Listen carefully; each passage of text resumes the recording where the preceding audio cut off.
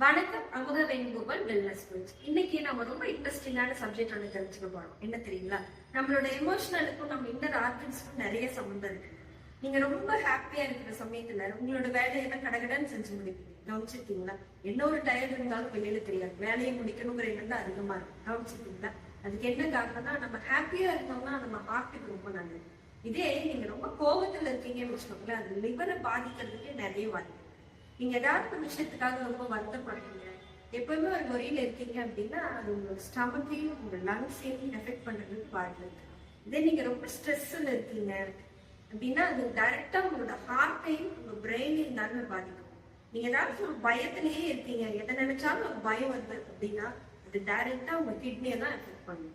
உங்க ஃபுட்டோட சேர்ந்து உங்களுடைய எமோஷனலையும் நீங்க கண்ட்ரோல் பண்ண ஆரம்பிச்சீங்க அப்படின்னா ரிமைனிங் பார்ட் ஆஃப் லைஃப் ரொம்ப ஹெல்த்தியா இருக்கலாம், ரொம்ப ஹாப்பியா இருக்கலாம்.